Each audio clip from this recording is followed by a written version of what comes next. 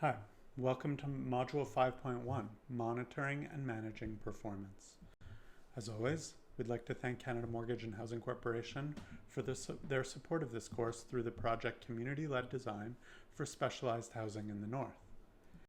We would also like to acknowledge the partnership that makes the certificate possible between Together Design Lab, Nishnawbe Aski Nation, the Faculty of Community Services at Toronto Metropolitan University, and WASA Distance Education Center. Two guiding questions for us in this module. How should project performance be monitored, and how should performance issues be managed?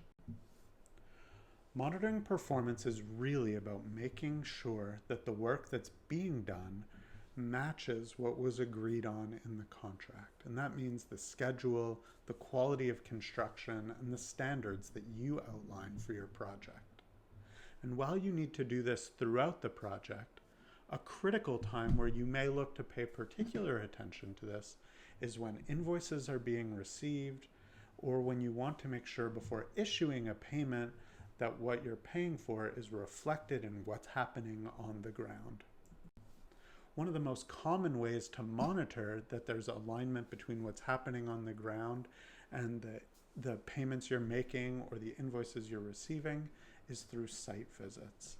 It's through yourself going or working with the technical team that's a part of the project to ensure that work is being done to the highest possible standard, and most importantly, that it matches the construction drawings that were chosen as a part of your project.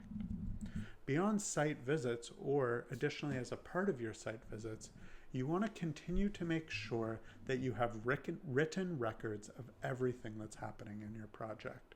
Whether that be through a kind of job diary or a project record or whatever works best for you, you want to make sure that that written record reflects everything that's happened through the project.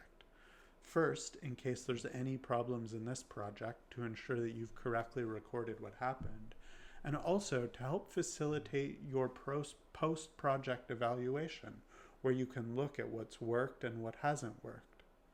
You also want to make sure that that includes things like meeting minutes, any communication that you've had with anyone on the project, and just a total record of the project. Unfortunately, one part of monitoring can also be dealing with performance issues that may arise.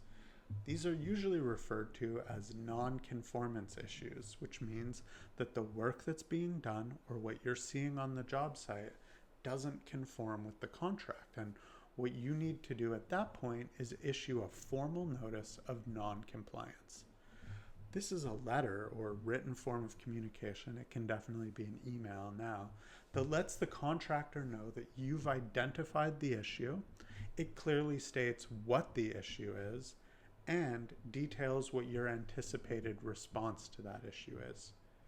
Now, I want to say that you want to make sure that you issue a non-conformance notice as quickly as you can. You don't want problems to fester and grow, and for your frustrations to build and the project to get further and further off track. You want to make sure that you have this in writing in case this problem escalates and turns into a claim or a dispute. You need to be able to demonstrate that you addressed this issue as early as you could through a notice of nonconformance, and also you want to receive their response in a written way as well. So issuing a non-conformance notice is your first step towards correcting a problem. As always, if you'd like to learn more about monitoring or managing the progress, there's some references on screen now.